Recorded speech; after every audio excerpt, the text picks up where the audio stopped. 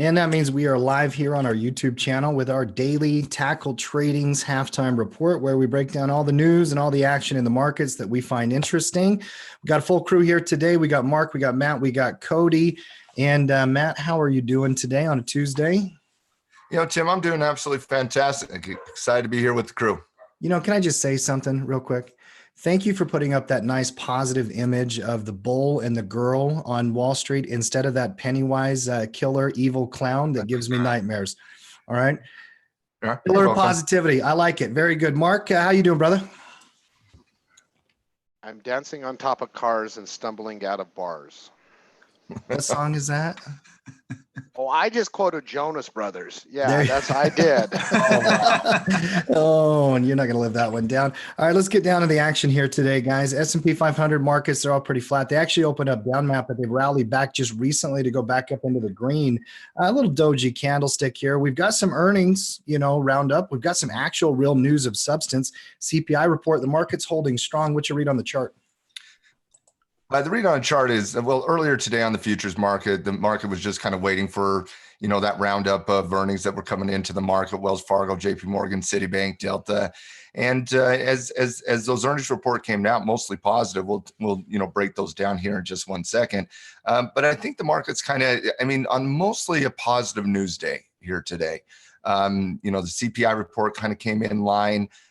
Most earnings were pretty positive, and I just have a belief that the market's kind of waiting to see that signature coming on phase one trade deal tomorrow. Yeah, I think we're just hesitating coming into it, but I'm taking it as bullish. The market recovered. Europe was down over in their market. They recovered coming into the close. I fully expect the market to remain positive today, in my opinion. Probably out of the three different indexes on the majors, then the Russell, I think the Dow is probably the most interesting because you got a little intraday pivot here that it might break above. 29,000 on the Dow has made headlines. I think 30,000 on the Dow is also going to make big headlines. Pretty much every number here, Matt. But out of the three of the majors, that one looks really good. The Russell also looks like it's going to break out. Do you see any relative strength or weakness between them? Well, I still think the S&P 500, that 29,000 significant whole number break would be historic for the Dow. I do believe you're going to see that 30,000 one coming up sometime this year, and that's the one that everybody literally will be talking about. Mm-hmm. I remember, it had to be like 15 years ago now. Yep. Somebody wrote a book called Dow. Was it Dow 25,000, Dow 30,000? I remember the book, yeah, and everybody laughed about it. Well, yeah, everybody was like, "No way! There's no way that will happen." And all of a sudden, we're looking at 29,000 and a potential breakout there. That would certainly be strong for the Dow, no doubt about that. The S&P 500 is to me still, that index that really kind of tracks the market, still a little bit more bullish in my opinion than the Dow. The NASDAQ here on the NQ contract, that to me is the strongest out of all the indexes though. So, and that just reclaimed 9,000 and you're already at 9,100. So to me, it goes NASDAQ, S&P, Dow, and then the Russell 2000. But that breakout of 29,000 on the Dow, it's pretty legit. The Russell's still underperforming, but threatening a breakout here as well. How are those books that said Dow 6,000 selling today? I don't think people remember those ones. Oh, I just looked it up literally while we were talking. I got a book for Dow 36,000, Dow 20,000, Dow 15,000. They've been writing these books with that basic headline. I'm going to write a book called Dow 50,000 in the next. That's a great idea. Decade. Just Dow 100. How about Dow 27,332 and 67? Nobody's reading that book. I know. Exactly. Whole numbers. Listen, everybody would read a book if it was Dow 50,000, regardardless of whatever you could have. It's like when you were saying that Apple breakout of 300. It's that whole number. Those whole numbers matter. There's a psychological element. That was a beautiful trade, Matt. Nailed it last week, by the way. You were gone when it took off, but we're talking about this in the halftime show. By the way, Team Tackle, this way you show up every day. Put your butt in a seat and you come in, you learn, and you be a part of the community because Matt was talking about this Apple trade 5 bars ago before it broke into 300, Matt. And this is where technical analysis. What idiot downgraded Apple today? I saw that. I think it's so funny. I don't know this firm. They were downgraded at Atlantic Equities. I got to look up this company and see what all their rankings are. It's because they wanted their name to be mentioned on the halftime report, because if they did rational things, would we mention them on the halftime report? That's But true. now we're mentioning Atlantic equities. Yeah. I mean, I get the run up has been historic for Apple over the last year. I get that, a year ago, Apple had a 13 PE ratio and now it's, a 24 PE ratio. I get that. But when you're still tracking Apple and its revenues and you're looking at, PE ratios versus the sector and PE ratios versus the overall market, Apple's still, in my opinion, undervalued. And that's weird to say for a $1.4 trillion company. You know what they said, Matt, in the downgrade, they said that the 5G profits in the future are already priced in. So that's kind of what they were referencing. Seems like a very big stretch. Nobody knows that. Nobody knows. Nobody knows that. Nobody, not one institution, not one hedge fund, not one analyst. Nobody knows if that was, if what they said is actually true. Yeah. Can we talk about a bigger number right now? We are 3 subscribers away from 6,000. It's a good point. Guys, I need any Tackle of you watching 6,000. right now who have not subscribed. Tackle I 6,000. need you to subscribe right now because we need Tackle Trading 6,000. I need Tackle Trading 10,000, by the way. Well, Don't yeah, make maybe us we'll do write that. Tackle board. Trading 30,000. Tackle Trading 50,000. Our goal should be our subscribers should be tracked to the Dow, 29,000. I like it. I Always like that. try. goal I'll a start lot. doing cute cat videos if that's what it takes to actually get, I those think that's extra actually what it does take, Mark. If you're looking for an excuse to do cute cat videos, we approve. I know you've got an adorable cat. Any videos, dude? Those are some of the most watched things on the internet. I would love to see a cute cat video in the personality of Max Loss. It's the greatest thing. That would go viral.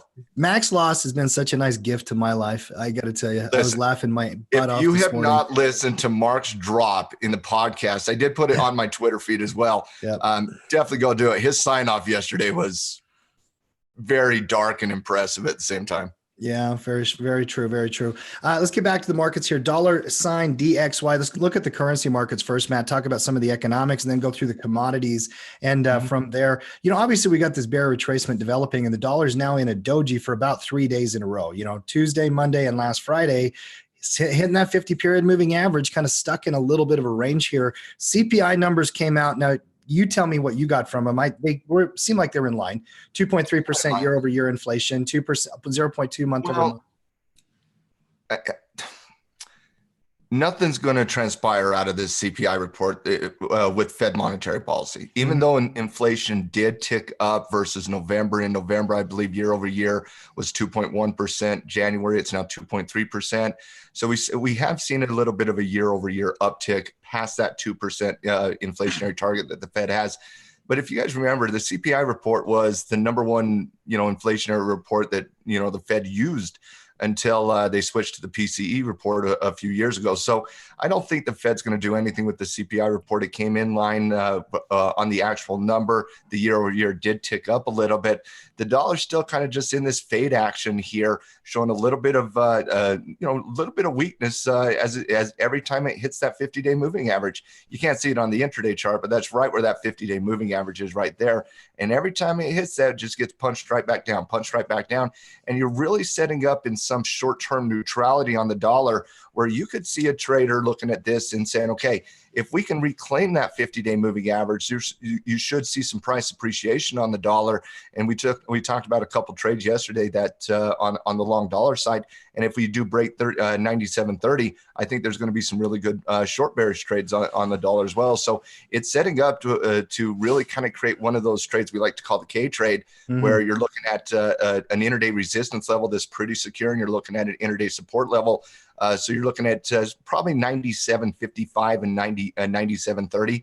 And you could see that case style trade where the trader looks to buy the breakout or buy the breakdown or sell the breakdown. One thing that you could do in advance. I love what you were talking about yesterday through the pairs trade, long dollar, short yen, in that cross pair, and then pick Long any dollar, of the other short ones. yen, and then long CAD or long New Zealand dollar. They make sense to me a lot, because then you're going to basically take advantage of that pairs trade and that case trade situation as well. You're trying to offset risk. is what you're trying to do with that pairs trade. You're trying to reduce some of your exposure with that, and you could be successful on both sides of the equation there. So for advanced currency traders, that's a trade they should look at. For novice currency traders, stick to the day chart, stick to the single action. Let's work through the commodities here real quick. Crude oil trying to find itself down here, a little doji, inside candle, not much there, by the way. I would not read into this at all. You're now hitting into that 50-period moving average. You're also inside of yesterday's candle. Matt, any addition to that chart? I see your trend line drawn there. So it has got it's got all kinds of levels that could hold, right? I mean, you're talking about 58, 56, 54. Where it holds, we don't know in advance. No, 58 is a support level though for crude oil, and crude oil likes those $2 movements, 52, 54, 56, 58, 60, 62. It just likes those $2 movements. 58 certainly could hold here, and you could see some price appreciation coming back up into 60. But for me, I still think this is just hesitation, right? This is just hesitation. Let's wait to see some EIA numbers coming out tomorrow. But to me, it's still a stay away. I'd wait to see. I know what's going on in your head, T. You're like, is that one little candle the time I sell that bull put spread? And the answer is no. Give me the hourly chart. Give me the hourly chart real quick. Double bottom. I need to get that intraday confirmation like we're talking about on the podcast. So I'm waiting for it to reclaim that hourly 50-period moving average mark. That's the thing about an old dog. Wait for it to reclaim 60. That is even further confirmation. You've got all kinds of layers up here that if it starts going up, you could feel better about it. In the short term, though, you do not have that price confirmation yet. I'll tell you where you might have it, though, is natural gas in some ways. Hey, Tim, I think you had a Freudian slip. I think you were looking for your bias confirmation. Fair enough. So I am biased. I do want to make this trade, and maybe I shouldn't want to make the trade, Cody. Yeah. I do want to make the trade. I want to get into crude oil. I want a position on that. I love credit spreads in crude oil myself, and I'm waiting. Yeah, I think you're going to have a better price here in the future. Yeah. Did we break above the falling trend line here? Is this actually a nice little signal here for natural gas? It's showing some price appreciation, Matt. I like it. I already have bull puts on this one we've talked about, but great candle today, don't you think? Well, you're showing that rounding bottom here. You've reclaimed that 9 EMA. You're now reclaiming the 20 SMA. And as we've analyzed this quite a bit of times in the halftime report, where that was just riding that lightning on the way down, that 9 EMA. Once you started seeing that round, that 9 EMA crossing over the 20 as well is going to be fairly popular. I'm not ready to call it bullish, but I would call it neutral, maybe in the -40 to -45 yard marker right now. I got a neutral call. I mean, where that falls on the yard marker, I'll make a decision on Friday when we do the rankings. But yeah, I've got a neutral call. I'm not bullish. I just think you can cash flow here. Yeah, well, for sure. You can easily sell credit spreads in neutral conditions. Yeah, absolutely. Gold continues its retracement. Silver actually showing some relative weakness against gold. I was looking at both of them here this morning. I love the gold chart for a pullback. I don't love the silver chart for a pullback. Gold, that bullish retracement, it's kind of the same we looked at yesterday. What I really want your analysis on, Matt, because you're an expert on silver. You watch silver all the time. You've been a proponent of this product and metals for different reasons for many, many years. Why is this one not as strong as gold? What's going on here? Is it just a reflection of the industrial metal? What do you think? No, I mean, obviously there's different forms of analysis when you're looking at the industrial metals versus the precious metal. To me, the reason gold is a little stronger than silver is simply because of what the Fed is doing. With the Fed's monetary policy, it's going to impact gold more than it will impact silver. And so that's really as simple as it gets, T. Mm-hmm. Yeah. And it is a nice retracement. I mean, if you're looking at pivot relationships, you still did have a double bottom breakout pull back into rising MAs, but the gold chart just cleaner. It just, to me, it's just cleaner because you got more clear upside. Yeah, and that trade we were talking about yesterday, perhaps with the one above 1565. I mean, that didn't pan out. Now we're forming that little bit of a deeper retracement. Let's see how gold behaves as that 20-day moving average catches up to it. But I could actually see an even better trade set up if that waits for that 20-day moving average. I think we're a few days away from that, though. What's the over under on this next statement throughout the year? Palladium hits a new all-time high. How many times am I going to be able to say that? Because it just did that again today. Palladium 23 up there. It hit a new high point. It's a juggernaut. Since that 30. Deep retracement about a month ago. 30. 30 more times? Mark, you think we'll have Palladium hit a new all-time high more than 30 times this year. I'll take the under. It Such a destroyed contrarian. that number last year. It destroyed that number last year. I mean, this is juggernaut. Mark, what's your read on Palladium? That's increasing geez, momentum on the it's chart. like you don't see commodity charts like this very often, ever. This is an anomaly. It has been a strong trend. The technicals have been really solid, almost no matter what system or approach you have to analyzing a chart. I mean, this thing, it's just the classic definition of a really strong trend that has lasted like over a year. I mean, that's not terribly common in the world of commodities, and that's but it's been ridiculous. There's By the no way, doubt about that. I got a quick announcement here. We hit our 6,000 subscribers. So Boom, boom. There boom, you go. boom. Yeah, No, hit a we didn't. marker We're today. too That's short. pretty cool. No, we didn't. We're still too short. YouTube rounds up. So underneath the screen where it says 6K, they're rounding up. We need 2 more guys. 2 people out there. Thanks for raining on my announcement there, Cody. I love it. It wasn't true.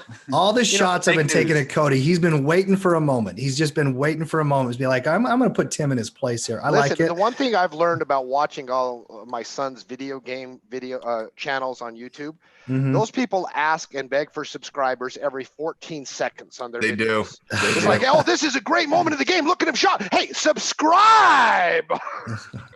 Every 14 seconds. So I like it. We do it like once a show, so that's plenty. Oh, I need to do it 3 or 4 times a show. I mean, first of all, it's just the nature of putting out content. We don't even average 0.5 times per show. We need to do it more. Yeah. I mean, we like to come and talk markets. See, this is why we don't do it more, by the way, because we don't like it. We then end up moving on. I'll tell you what's moving on right now is copper. In anticipation of that trade deal, China, the number 1 user of copper in the world, is breaking out here, Matt. And HG, that contract, it's really interesting. I don't know where I would rank copper right now, but that's breakout, and I know the trade sensitivity and the news tomorrow would make me not take a trade today, but that's now starting to look bullish. Mark, you do that commodity report each and every week. What's your read on copper here in relation to the China deal and anything's going on?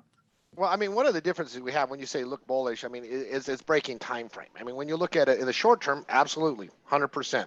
So, like, what kind of trader are you? Are you short-term technical analysis step system? Then there's been some really nice signals over the last several months now. The trade war was a huge albatross around copper's neck, huge. Eliminate that, and if that goes away, well, we're approaching some really steady resistance levels. Economic data around the world is still not great. It's not robust. You don't have this synchronized global growth. So there's probably a natural cap to copper. Oh, I have not heard that phrase for 2 years, Mark. You brought me back. Synchronized global growth. That was a fun one. Yeah, and you saw these stretches. I mean, looking at weekly candles, in the July, October 2017, when that phrase and that phrase is simply referring to, hey, all of the countries are growing at really good rates and economic data is good. During those climates, copper can really take off.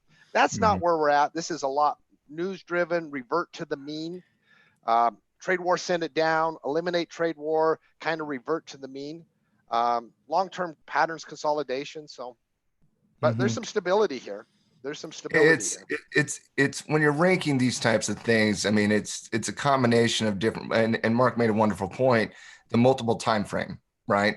Sometimes when you're just staring at that short-term trend on that daily chart, and you're just looking at this short-term trend, you're like, oh, that breakout of 285 was legit. Nice little confirmation candle today. Let's ride the lightning there. And then when you break this down on a 3-year weekly chart, you're like, oh, it gives you a different time frame. It gives you a different picture. I would have it bullish because you got to respect that breakout of 285, but I wouldn't have it aggressively bullish here. I'd put it maybe at 35-yard marker. So until it goes above 3. I mean, above 3, I think you've got a lot clearer air there. Right? If there's one thing the step system really focuses on when you're talking about breakouts is looking left to the chart to see where those overhead resistance levels are. And when you're looking left to the chart and you're looking at 295 by 3 and a very, very significant number at 3, to me, it's more likely to stay away until we start seeing some better price action above 3. Yeah. It's going to be interesting to watch after that news tomorrow as well. Bitcoin has interesting news on it this week. Yesterday, they released options on the futures contracts through the Chicago Mercantile Exchange, Matt. So now you've got a product which is leveraged, and you can trade the futures market through it, which you can do 24 hours a day. And now you can trade options on the futures on it as well. I don't even know how to think through this whole thing, but the market likes it. You know, volumes have picked up here, and it's starting to go back up this week a little bit. What was your reaction to that news? It's like giving a drug addict a ton of drugs. Mm-hmm. I mean, we're talking one of the most aggressively moving type of commodity currencies out there that can absolutely fly one way or the other.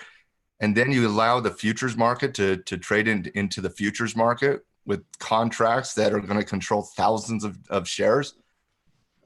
I'm interested. I'm going to do it, but I still think it's kind of insane, to be honest with you. As an options trader, I love, obviously, the introduction of options to any product. I would love options on palladium, by the way. I would love options on some of these other things, because you can do so many things with options. But I do think it's a wait and see to see how this actually ends up impacting the market. I'm not sure yet. I'm open-minded to it. The liquidity is already, I mean, it's decent there. I mean, the spread there, what are we talking, 70 cents? It's amazing. It's pricing in a 30% reduction in price at 16%.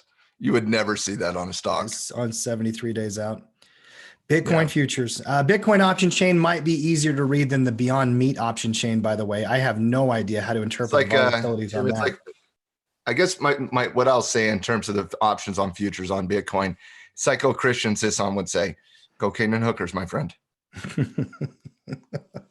By the way, Lewis says Elon Musk has gone public with his belief that cryptocurrency offers an improved alternative to conventional money, which I guess just ties into the podcast.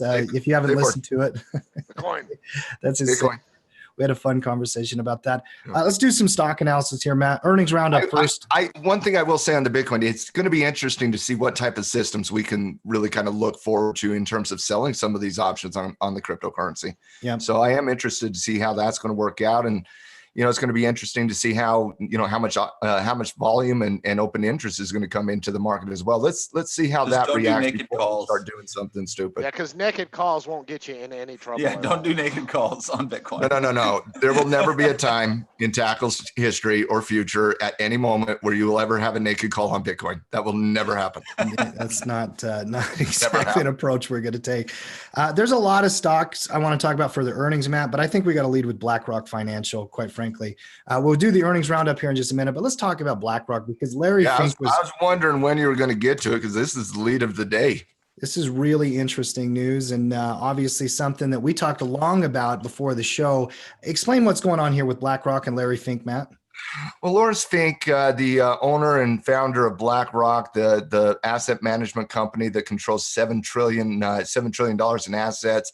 They manage assets in, I believe, 12 different countries out there. Obviously, Larry Fink is one of those individuals that when he speaks, it's like Jamie Dimon. When Jamie Dimon speaks, the market listens. When Warren Buffett speaks, the market listens. When Larry Fink speaks, the market listens. And Larry Fink released his annual newsletter to his annual CEO newsletter he puts out there, which is a very popular one.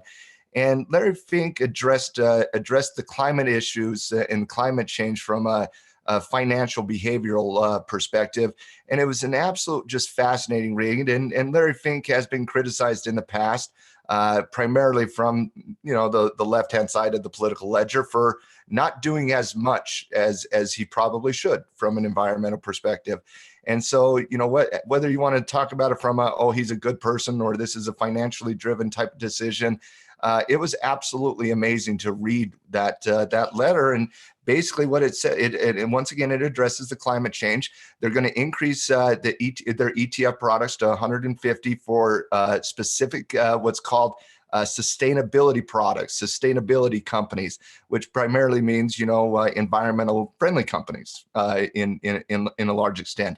What was fascinating, and is what I said in the pre-production show, they're going to cut thermal coal companies out of their portfolio. And I said, that one's not hard. That if there's any investment, that's not hard to get out of coal. So that was interesting. And then they're going to raise total assets in sustainability products over the next decade, the Roaring 20s, from the current $90 billion to $1 trillion in sustainability companies. Did you just make that? First of all, did you just create that headline, the Roaring 20s? or that label? No, I think that's been I out love there. it. Dude, I love it. And the roaring 20s from 100 years ago, are we getting the new roaring 20s this decade? We're getting the new roaring 20s. I just want you to take monetary theory. Yep. If that becomes a big thing. They were doing the same monetary policies back then too. In the 1920s. Over leveraged, 29-1 at the banks. Same thing here today. But yeah, but BlackRock, you know, and the question you asked him in the pre-production show, you're like, well, is this just, you know, are they doing this for you know, to be good, to like really help the environment, or is this financially driven? And to me, I think it's both. I think it's both. Like I said, it's not hard when you're looking at the next 10 to 20 years to say, okay, give me a, you know, see a reduction in fossil fuel companies. I mean, even OPEC has came out and said the reduction in utilization of fossil fuels and oil specifically is not going to be sustained in the future. They're going to have less oil being utilized in 2030 and 2040 and 2050. So I think Fink's just kind of reading the writing on the wall and trying to position his asset firm in where he feels like investment is going to happen in the future.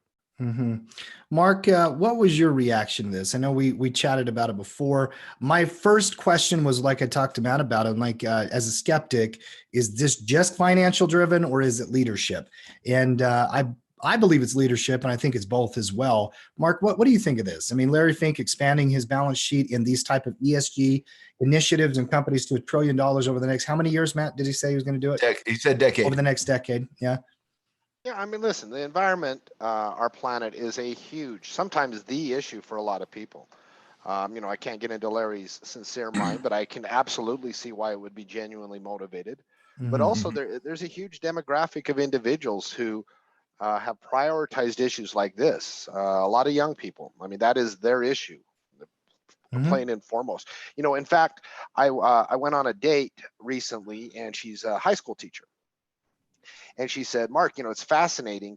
You know, about 60-70% of my students say they're not going to have kids because they don't find it to be environmentally responsible. And I mean, it blew me away. You know, I mean, that the transformation that we have in younger generations, you know, and the focus that they have on the environment, we're going to live in a much different world, I believe, in 20, 30 years, as some of us old, stodgy, you know, people that might give lip service to the environment, some people just absolutely scoff at it, are replaced by individuals that were raised with this consciousness. Yeah. So it might be sincere on Larry's part. It also is forward thinking with, you know, the young generations there are. They don't have money today. They'll start having money soon enough. He said in the letter, he said, even if the science that we currently have is only a fraction of it is correct, not a large, just a fraction of it is correct, the amount of investment that governments and municipalities are going to have to do is absolutely just the numbers mind-boggling, right? And those investments that come out of the government, and they go into corporations, and corporations produce products, and those products go to help serve the environment or whatever the case might be. You can absolutely see, you know, money coming into these alternative energy products over the next 10, 20, 30 years with the reduction in the fossil fuel industry. Yeah. Well, and frankly, as governments and as the culture does start moving towards policies that they will adopt here, these companies are probably going to have all kinds of opportunities. So that's where both of these initiatives actually make sense, that it's a profit thing and a leadership thing. I think it's big news. And he is one of these people that when he speaks, Matt, I listen. Doesn't mean I always agree, but he does have some really interesting takes. Well, and one thing, I mean, he is a lifelong Democrat, right? But he has not used his position at BlackRock to further his personal political beliefs.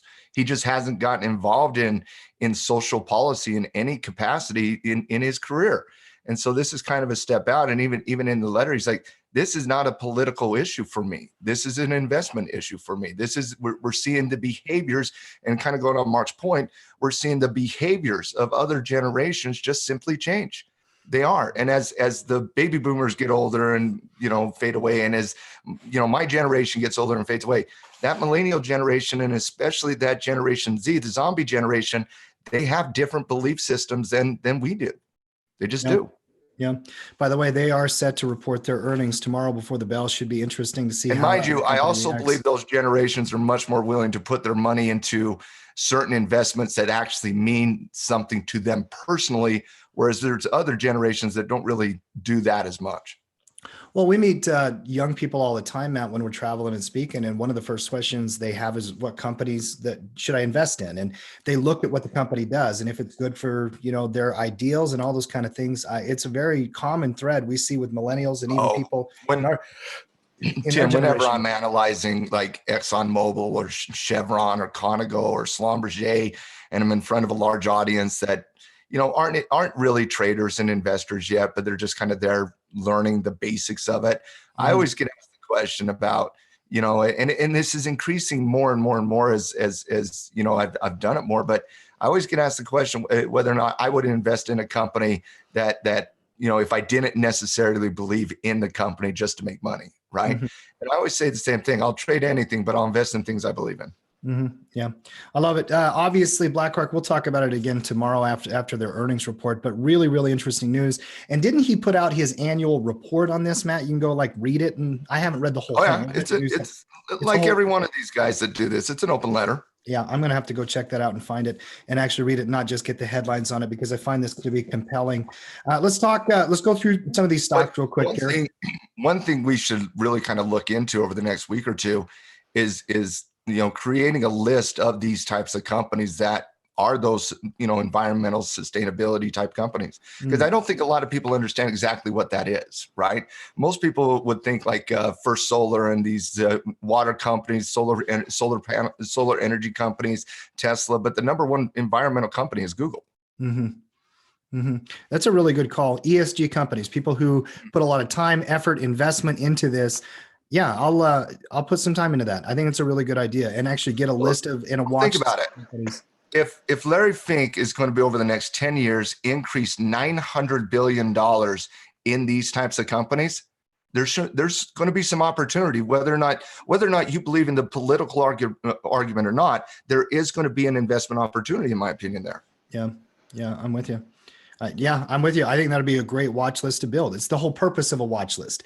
Get a list of ideas that share a similar theme so that you can target them over time. An ESG watch list. Let's do it.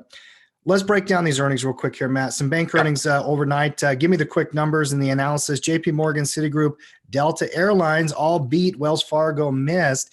There was a theme here pretty much. Run through them real quick if you can. First and foremost, JP Morgan responds with 2.57 versus the 2.32 on earnings per share. Revenue came in at a record 34.1 billion versus the 27.3 billion in expectation. Revenue up 4% year over year. It was a really good earnings report coming out of JP Morgan. The market's responding bullish here. Hasn't broke out yet. Keep an eye on that 141 handle for JP Morgan, but it was a really good earnings report out of JP Morgan. I guess we need to throw more repo money at them just to make sure they're more profitable next time. Yeah. Citibank, on the other hand, reports $1.90 a share versus $1.82. They also came in well above the expectations on revenue at 24.9 billion versus the 17.8. Revenue very similar to JP Morgan, increased at about 4% year over year. Markets responding extremely bullish. Breakout of that 80. What would that handle be on that breakout? Right there at about 81.20. Big green candle on that breakout. You got a momentum here. There's a trade that we like on something we're seeing on Citigroup, and sometimes it's done on earnings, but sometimes it's done on breakouts when you miss it a little bit on the trigger. And this is what Coach Slavic would say: bar by bar. Right? Mm-hmm. Bar by bar. You play the momentum above the high of the day. You have a stop loss underneath the low of the day, and you just trail that stop loss bar by bar. And again, that's only a trade for an aggressive day trader / swing trader. But Citibank's earnings numbers were really, really, really good, both being on earnings and beat on earnings per share. Wells Fargo, on the other hand, they need more of that repo money because they did not come in line very well. Really missed on earnings per share here on Wells Fargo. This would be a breakaway gap, which probability states we should see more depressed price action here. Wells Fargo came in at 93 cents versus 112 on expectation. Revenue did beat, very similar to what we saw on JP Morgan and Citibank, 24.3 billion versus the expectation of 19.9 billion. Nasty hammer candle. It better hope $50 holds here on Wells Fargo, because if $50 doesn't hold, You don't have a lot of support till you get to around that 47, 46 area. So keep an eye on how Wells Fargo does behave at that $50. It's trying to hold it. It's pegged right there at $49.95 right now. You do have, again, the gap, the reaction to the candle, everything points to more decreasing price action on Wells Fargo here. And then the airlines, Delta Airlines reports earnings per share of $1.70 versus $1.40 on the actual expectation. Revenue came in line at $11.4 billion versus $11.3 billion expectation, and guidance was slightly increased for the year of 2020. So they did technically get the three whammy: beat on earnings, beat on revenue, beat on guidance. Markets responded fairly bullish here with 3.7% increase in price. Little, looking left to the chart, if you're looking at Delta in any capacity here, that 62 and a half to 63 and a half level, that's got to be the level you're looking at. Wait for it to kind of set up, maybe a high base, maybe a retest of 60 if Delta's on your watch list, but I wouldn't chase the dragon here.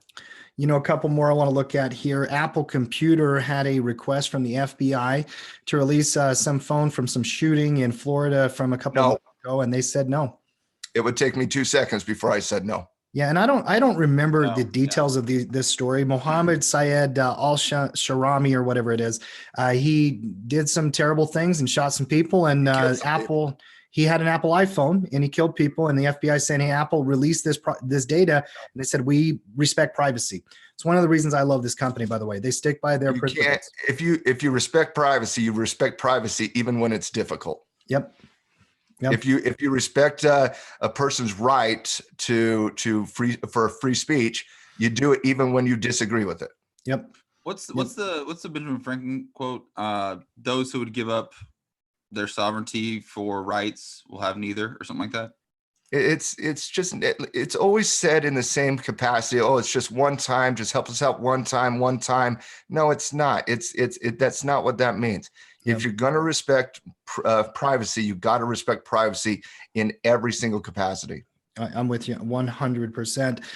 Wynn was added to a conviction buy list at Goldman Sachs. Casinos are going to be an interesting look this year. We spent some time talking about casinos in the Tackle 25 research and all that kind of stuff, Matt.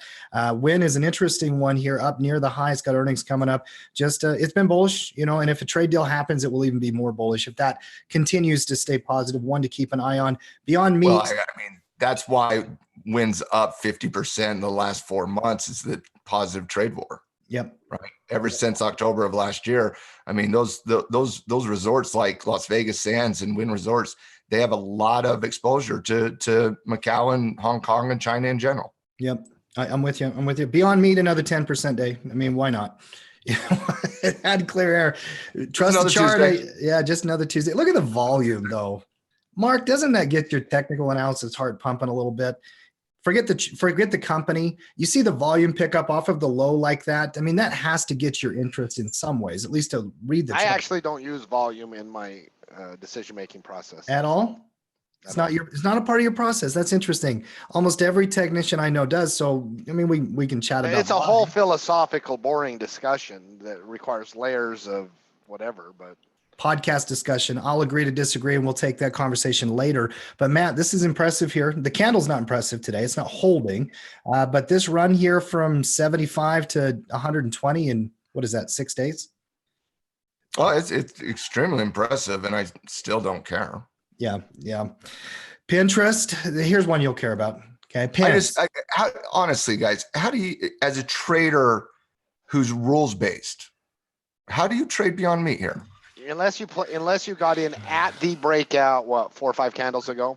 Yeah, I mean, I can't project. There's no trade. I can't project any trade in the short term. No, I mean, can you? I mean, this is one of the toughest spots because you don't have a lot of data on this company, and you don't have a lot of data in these situations. It can do anything.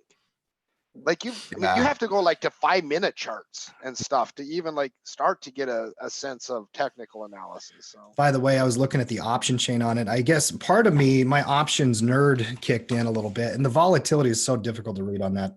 I mean, it's like you're looking at implied volatilities over 100% in the short term, 80, 90% in the longer term. Volatility- 738 days out, you're still pinging at 62% implied volatility. Well, and the volatility skew is really interesting in my opinion as well.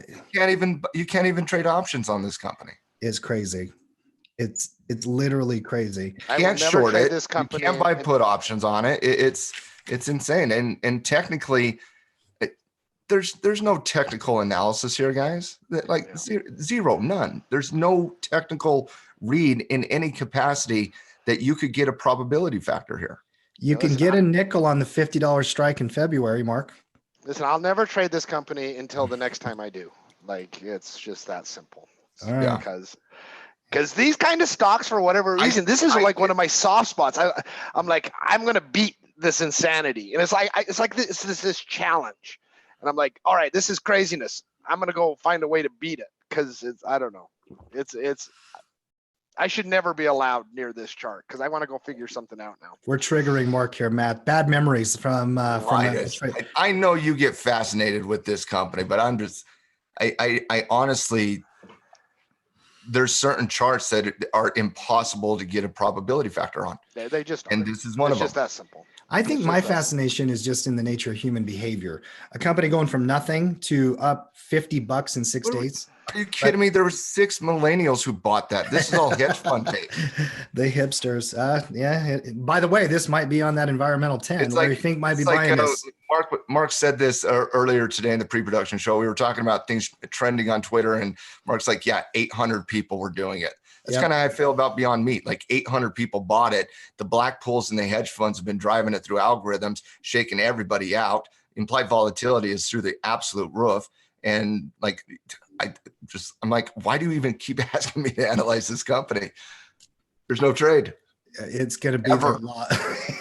Ever. I'll give you a chart that you will find interesting. Pinterest. It's on our dirty, sexy money list. And it was one coming into the year. We were targeting a reversal. It has a nice volume pop, nice breakout today, getting above that moving average pinch here. Guys, I know you've got a gap fill area around that 25 mark. So there's some technical levels looking left of the chart, Matt. I love that thought process that we've talked about throughout the day and in the step system. Matt, that's a beautiful chart in my opinion. I mean, that's got a lot of bullishness in front of it if this trend can develop.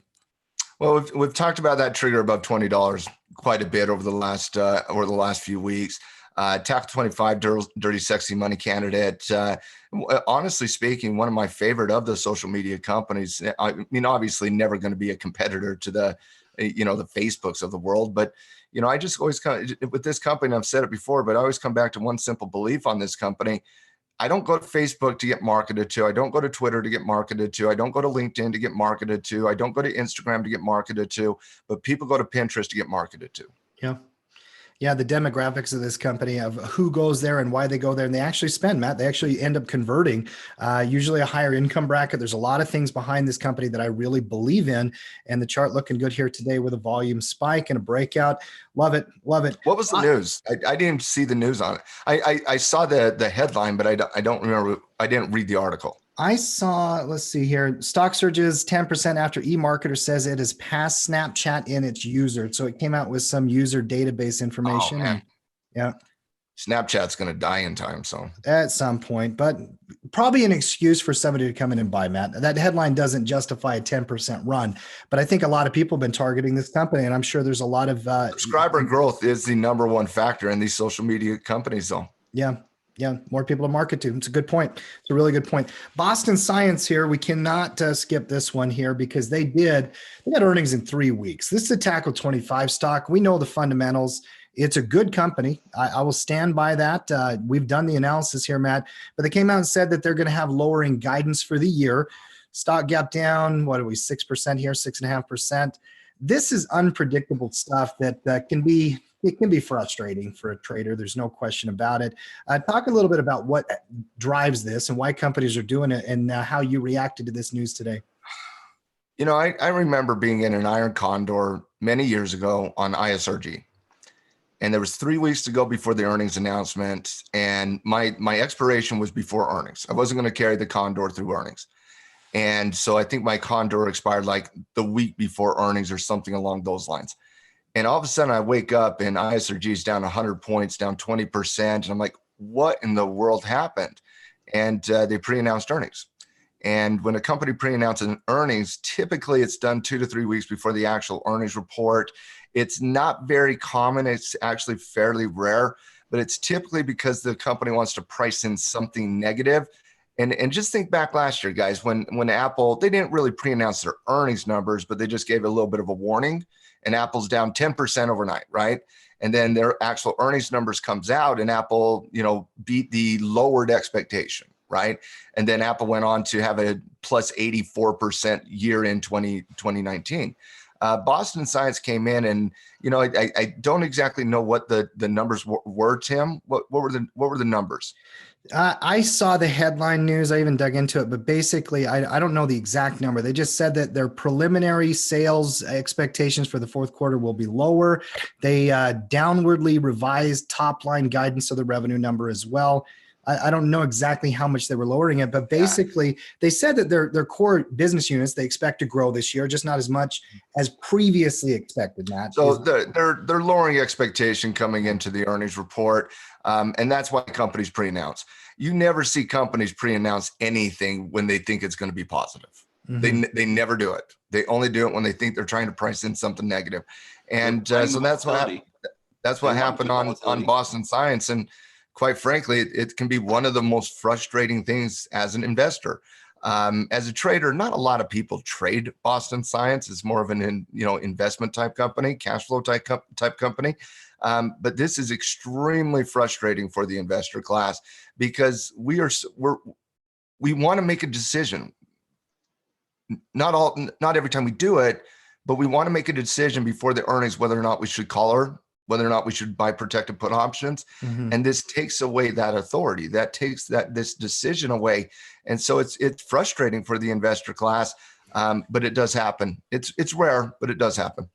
As a planner, it's infuriating. I'm the type of trader and person in my own life. I plan everything. I like to know what's going on in advance, coming out and then issuing these guidance calls.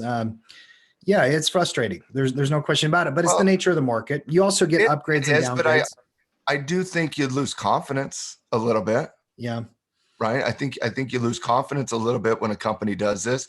And, when I saw it happen in Boston, it's a tackle 25 stock. And, I'm going to wait till the next earnings to see exactly what transpires. Because if you remember coming into this latest earnings, it was coming, Boston was coming down fairly aggressively, and it's responded with, a 20% upward movement in price over the last 3 months. So I'm going to wait to see kind of what's going on with the actual earnings numbers, look into the data, but this is concerning for me. I don't like it. Mark, I don't like it. Is the lesson here position sizing really? That's just, what can you do? There's just cost of doing business events that occur that, hey, it happens. Just don't be irresponsible. Position sizing just helps mitigate the damage when these type of things happen. So, well, and I also want to make one point though. These happen both sides of the equation. They do. Right. For every time we can point to a stock gapped against us, you can point to a stock gapping with you, right? They happen on both sides of the equation, and that's why I say, variables are gonna play out as a trader, as an investor. They're gonna play out. Sometimes they're gonna hurt you, and sometimes they're gonna help you. But probability doesn't work every time, right? Probability works overtime. Our job as traders is to trade. Sometimes it's gonna help. Sometimes it's gonna hurt. I can't remember what poker player it was who said this, but basically the idea was every poker player remembers their bad beats. They don't remember when they get lucky. I think it's human psychology. When it gaps Same again, thing in trading. You're like, oh man, you remember that forever. But the times it gapped for you, you're like, oh yeah, that was just, oh nice, nice little benefit or bonus. Yeah, pat yourself on the back. Yeah, that was me. I was awesome, right? And then when it happens like this, like, oh, the entire world's against me. Yeah. We will always remember the painful moments. We don't remember the good ones. Yeah. Guys, that's our show here today. Very, very fun show. Lots going on in the news. By the way, I think that, as the markets move forward, we're going to get individual company news like this because we got earnings calls. We got earnings season coming up. Tomorrow, that phase one trade deal is expected to be signed. Do you know if it's in the morning or the afternoon? I don't even know when or what that is going to go down. I don't know. I'm sure it's going to be all over everything. It's going to be all over everything. By the way, everything all over everything last night was LSU, right? Yes, LSU. Congratulations to LSU. Joe Burrow's legit. Wow. I agree. I don't know who's They were a going little slow where. starting, but once they got going, they were not going to be stopped. They got on a roll in the second half of that game. And Yeah. they just Yeah, it started reminded me pushing. of the Chiefs the day before. Yeah.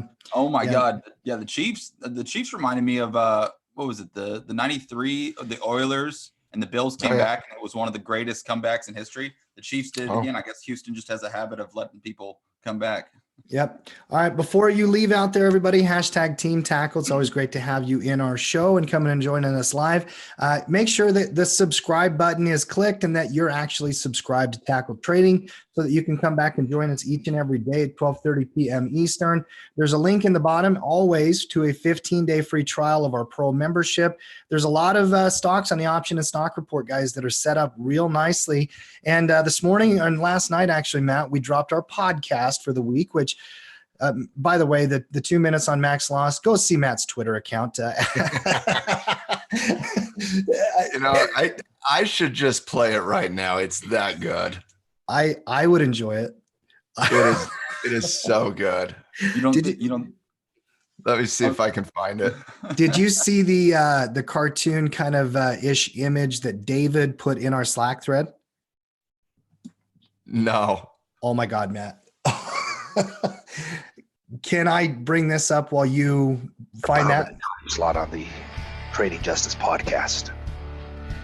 Being paid in Jack Daniels, Marlboro cigarettes, and broken tears.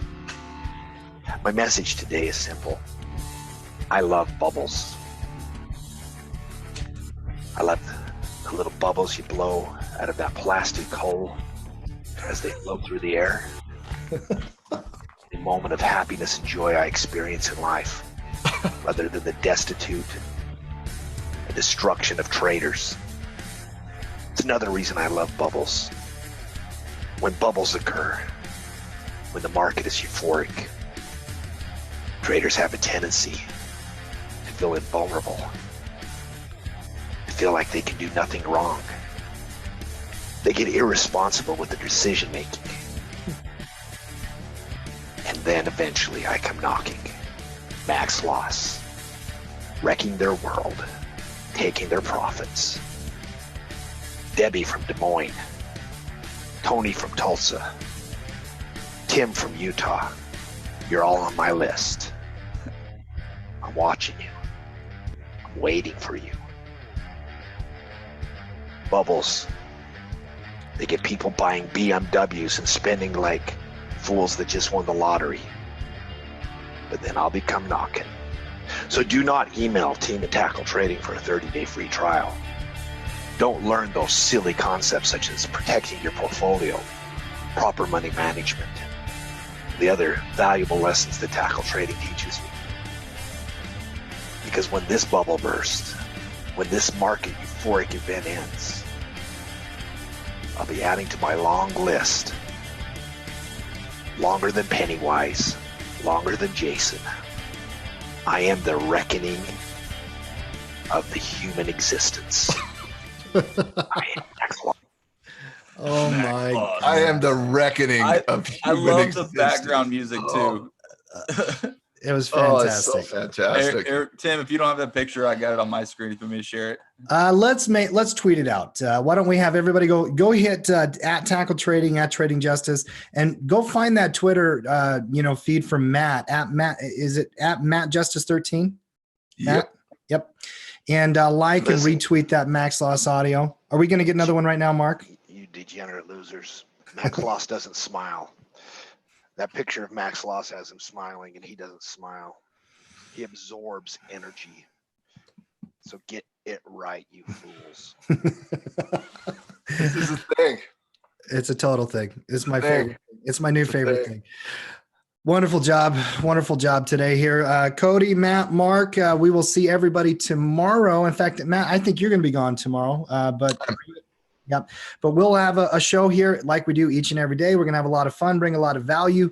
Make sure you get that subscription clicked. I want to kick that 6,000 number immediately. I love that target. We'll see everybody tomorrow. Great job today, guys.